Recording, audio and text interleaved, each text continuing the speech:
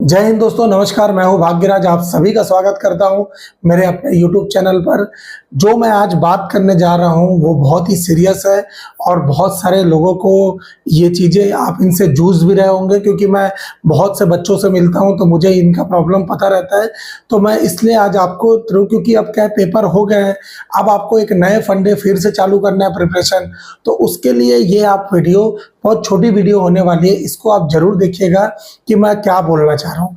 क्या आप वो सारे स्टूडेंट में आते हैं जो स्कूल में, कॉलेजों में या अपने पूरे खानदान में बहुत अच्छे बच्चे थे, जो एवरेज से अच्छा करते थे, कोई कोई तो टॉपर भी होगा, लेकिन वो जैसे ही कॉम्पिटिटिव एग्जाम में आया तो उसका क्या हो गया, जो नंबर थे, जो मार्क्स आते थे वो कम हो गए, उसका पेपर नहीं निकल रहा है और वो अचानक से एकदम पिछड़ गया। उसके कारण क्या होता है, जो रिलेटिव्स हैं वो आपको जज करना चालू कर देते हैं। ये देखिए, हमारे लिए कोई बहुत बड़ा चीज़ नहीं है, लेकिन एक 20 साल, 22 साल, 25 साल के बच्चे के लिए ये बहुत बड़ा बात हो जाता है कि अचानक से उसको जो प्रायोरिटी है वो मिलना कम हो जाता है। तो इसी सब बातों में मैं बताना चाह रहा हूँ कि कभी भी आपको चीज़ों को, ये जो एग्ज़ाम होता है ना, स्टूडेंट्स के द्वारा 5 मेजर गलतियां होती है जिसको मैंने कैटेगराइज्ड किया हुआ है। सबसे पहला अगर मैं बोलूँगा ना, तो एग्ज़ाम पैटर्न का डिफरेंस। आप जब स्कूल में पढ़ते थे, जब कॉलेज में पढ़ते थे ना, तो वहाँ पर आपको थ्योरी ज़्यादा पढ़ाया जाता था instead of practical, instead of numerical.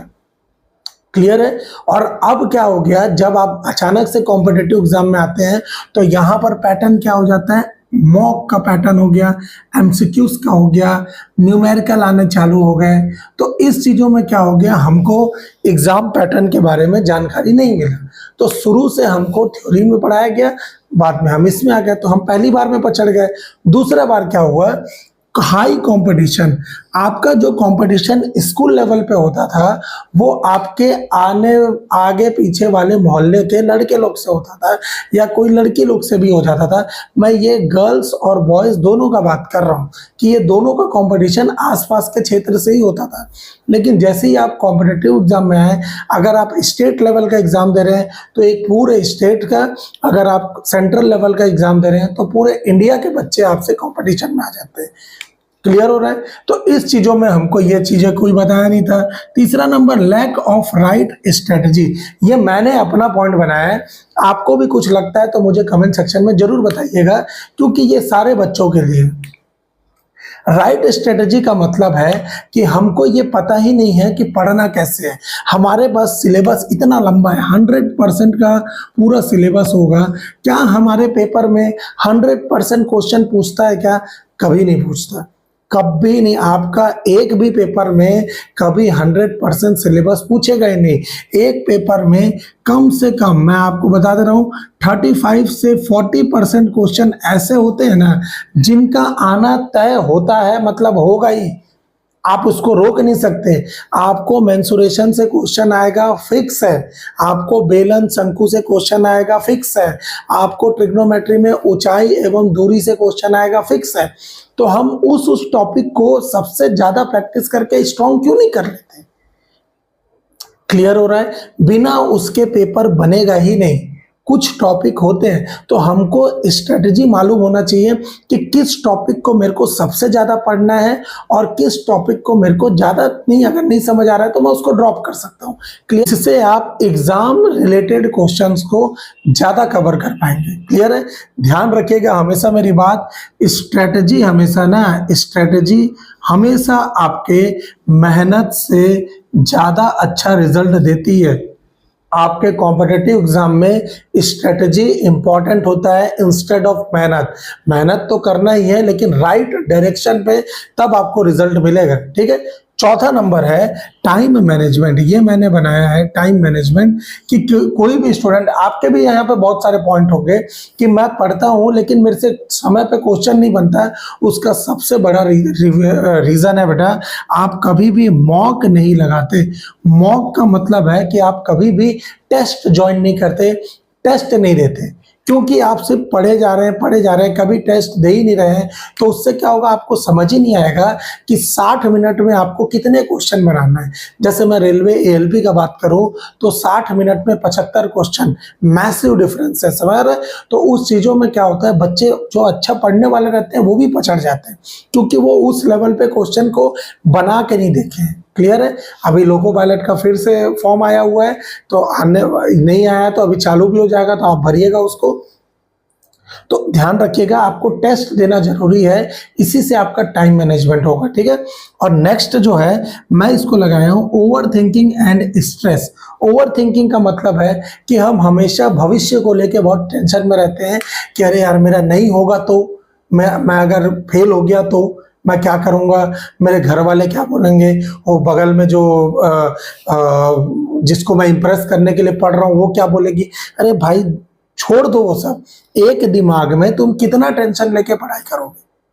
आपको घर वाले से ही आपको रिलेशन में रखना है कि भाई घर वाले अगर आपको देख रहे हैं नहीं मेहनत कर रहा है, सब चीजें कर रहा है, तो घर वाले भी ये समझेंगे। आप अगर मोबाइल पे टाइम पास करेंगे तो घर वाले आपको सालों साल ताना मारेंगे। मेरा बात समझ आ रहा है? तो आप ओवर थिंकिंग मत करिए। दूसरा नंबर, स्ट्रेस मत लीजिए। स्ट्रेस का मतलब है कि कल हमारा एग्जाम है और आज हम पूरा दिमाग में टेंशन लेके भरे हैं, मेरा ये टॉपिक नहीं हुआ, मेरा वो टॉपिक नहीं हुआ, मैं कैसे करूंगा। अरे भाई जितना पढ़ना है आपने पढ़ लिया है, एकदम रिलैक्स फ्री एग्जाम में एकदम दिमाग को एकदम खाली रख के जाना है। वहां आपको ज्यादा सोचना नहीं है, बन रहा है तो बन रहा है, नहीं बन रहा है तो कोई दिक्कत नहीं।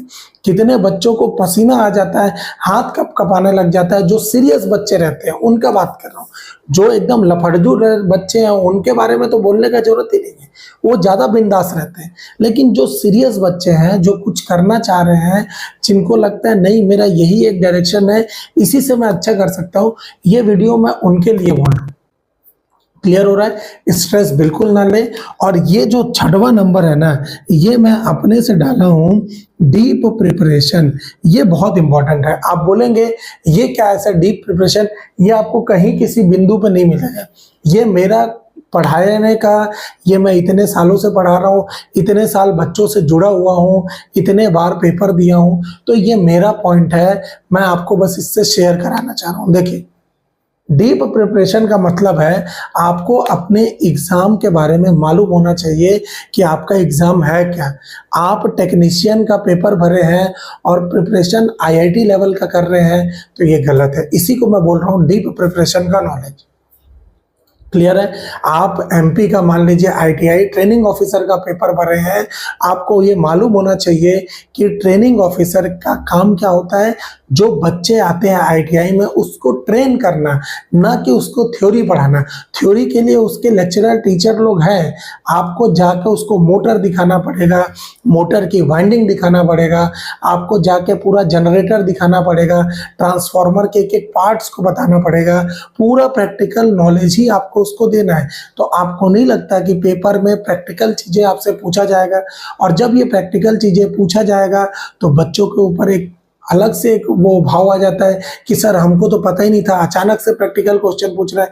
अचानक से नहीं पूछता बेटा, ये पोस्ट पर रिलेटेड होता है कि आपको क्या पूछा जाएगा। क्लियर हो रहा है? तो इसमें हमको ये भी देखना है कि आपका जो एम है ना बेटा, वो सरकारी नौकरी निकालना है। एक पोस्ट के लिए आप लड़ रहे हैं, आपको उस सब्जेक्ट को पढ़ के ना साइंटिस्ट नहीं बनना है, ध्यान रखिएगा। कोई भी व्यक्ति, जैसे मैं लिख देता हूं कहीं, अगर मैं बोला कोई लिख देता है मैथ्स एक्सपर्ट, ये जैसे लिख रहा है ना, ये सरासर गलत वर्ड है बेटा। दुनिया में कोई भी व्यक्ति किसी चीज का एक्सपर्ट नहीं होता। चीजें बदलते रहती हैं, धीरे धीरे सीखते सीखते ही सब आता है। अगर कोई बोल रहा है मैं साइंस एक्सपर्ट हूँ, मैं जीके एक्सपर्ट हूँ, मैं इंग्लिश एक्सपर्ट हूँ, मतलब उसको दुनिया के सारे चीजों के बारे में पता होना। वो तो मतलब लगभग सारे क्वेश्चन बना लेगा 100% एक्यूरेसी के साथ। तो कोई भी चीजें एक्सपर्ट नहीं होता। हाँ, एक मेंटोर बोल सकते हैं जो आपको बताते जाता है, समय के साथ वो भी अपग्रेड होगा और धीरे धीरे चीजों को बताएगा। क्लियर है? तो आपको साइंटिस्ट लेवल पे नहीं जाना है, आपको अपने एम पर रखना है कि एक पोस्ट निकालना है मेरे को, और वो मैं कैसे भी निकालूंगा, चाहे मैं रट के निकालूं, चाहे मैं समझ के निकालूं, चाहे मैं चिट मार के निकालूं, लेकिन मेरे को निकालना है, मतलब निकालना है, दिमाग में रखना है। ठीक है ना? तो थर्ड वाला मत लीजिए, चीट उट नहीं मारना बेटा पेपर में। अगर आप चीट मारोगे तो पकड़ा जाओगे, तो पूरा करियर खत्म हो जाएगा। ये मैंने ऐसे बोल दिया है मजाक में, बट ऐसा नहीं, आपको बस एक अपना पोस्ट को ध्यान में रख के चलना है।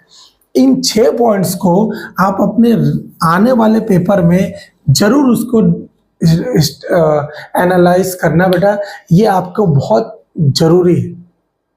क्लियर है?